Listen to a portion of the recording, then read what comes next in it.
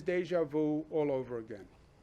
The first federal debacle was losing track of the virus that was supposed to be in China and not knowing it left China and it went to Europe and then it came here from Europe.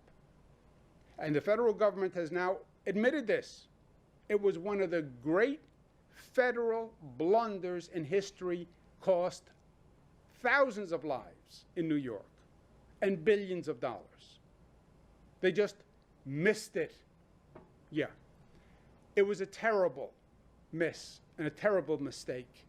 And it's what created the spike in New York. The second federal mistake is even after everything we went through, they allowed and pushed the other states to reopen recklessly, and you now have the virus out of control in other states, and it's going to fly back to New York. The first mistake brought it from Europe to New York. The second mistake will bring it from Georgia to New York, and Texas to New York, and Arizona to New York, and the 38 states that see the virus going up. Both times, New York did nothing wrong. It was the federal government that caused our problem, and then, frankly, wanted to have nothing to do with the solution. They caused the problem, and then they said, you're on your own. Literally, you have 39 states that are now seeing the virus increase and come to New York. So we talk about the valve. I talk about the valve, the reopening valve, and we talked about monitoring it all along. You now have to add 2 additional measures or dials to the valve. One is now you have to watch the effect of noncompliance and make sure the local governments are doing their job. The second dial is now the effect of the national outbreak and people coming here to New York with the virus. Those are the 2 new complications that have been added to the mix. And look, it is the federal government because it is the federal government. Sometimes it is what it is. And this has been gross negligence.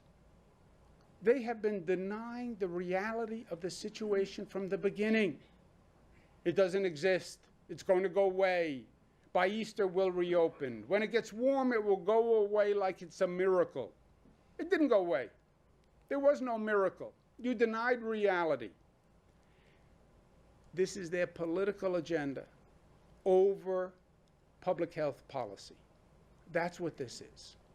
This is politically inconvenient in an election year. So deny it. Yeah. Except you are jeopardizing public health and you're losing lives by your denial and your political agenda. And then, when the federal government didn't step up and handle this, this was a federal crisis. Why is New York State, or the state of Georgia, or the state of California, or any of these states handling the COVID virus? It's a national issue. The president did a federal emergency declaration. You know what a federal emergency declaration means? It means a federal emergency. You know who's in charge of federal emergencies? The federal government. That's why they use the word federal in all of those expressions. I was in the federal government. When there's a federal emergency, it's the responsibility of the federal government. They just abandoned their post and said it's up to the states. And by the way, they got offended when the states asked for any resources or help from the federal government. If they're not going to step up and address a problem that hurts every state in the United States, then what is the point of the federal government?